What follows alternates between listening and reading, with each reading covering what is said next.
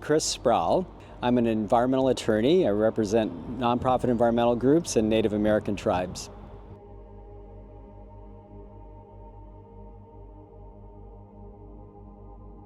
Yeah, I'd suffered for a lifetime of depression, anxiety, PTSD. I'd tried various forms of therapy and traditional psychiatric medicines, various SSRIs, lithium, terrible insomnia. I took a lot of benzodiazepines to sleep and cope with anxiety.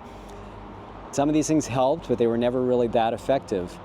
And so then I read about ketamine and ketamine therapy, and so I decided, well, it's legal and seems respected in the scientific or medical profession, so I'd give that a shot. And so I had 5 intravenous ketamine administrations in a psychiatrist's office, and I felt very safe and comforted. And although I was grateful that I wasn't told ahead of time that it could be very hallucinatory, and I probably would have been too frightened to do it. But as it turned out, what I learned out of that was that the hallucinogenic state for me was actually very welcome. It felt very comforting, it was beautiful, it was interesting, and I didn't feel afraid. So I didn't get the benefit from ketamine that I was hoping for. I mean, I got some kind of short-term relief, and I still felt a lot of depression. Then I had a therapist friend who was using psilocybin and MDMA, one as a therapeutic modality, but 2 to treat for herself, for her own benefit. And so I really trusted her, and so she sat with me as a guide for this all-day-long session. Started with several hours of MDMA, and very interactive, talking to her, and I felt so safe and so held. And then she was like, okay, would you like to add psilocybin to this experience? And it's your choice. And I felt so safe and so held. It's like, okay, this is a bigger deal than MDMA. But I was so grateful, and in that experience, my totem animal came to me, this purple and green glowing octopus. She gave me a stuffed octopus that I now hold and sleep with night after night. So I've done a couple more journeys with her with that same protocol, MDMA and psilocybin, and I've now branched out and tried several other. And I've just found this world so fascinating.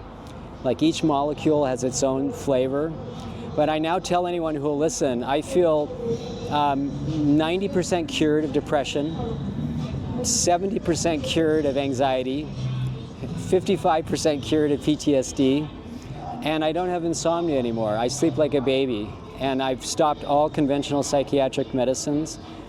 I microdosed psilocybin for quite a while, and now I've stopped that as well. Every now and then, I'll because now it feels more like a spiritual quest than just like clinging to mental health. I mean, I was suicidal at one point, and I mean, that's the farthest, it seems like that was a different person. I mean, I feel most of the time now and happy, joyous, and free. And not all the time. I'm not, walking on water. It's like not, nirvana 24/7. But it's a different experience. I'm so grateful.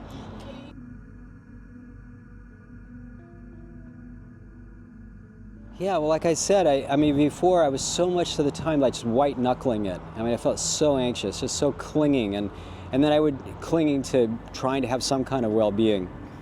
And from that, though, then I would vacillate to feeling just crushing depression, and then just really anxious and a different form of anxiety that I would identify as PTSD, just like very, easily startled and so on. And that would manifest in not being able to sleep and so on. And that's how it was for me. And like I said, I feel such tremendous relief. But it's beyond relief. It's like not just the absence of pain, it's the presence of joy and possibility. And I just feel that it's remarkable the neuroplasticity involved in these medicines. But a key component for me has not been just the medicine. It's the therapeutic element, the set and setting, and how much it has allowed me to trust and open up and feel connected to others. And then the healing power of that loving connection to other humans has been so much part of it.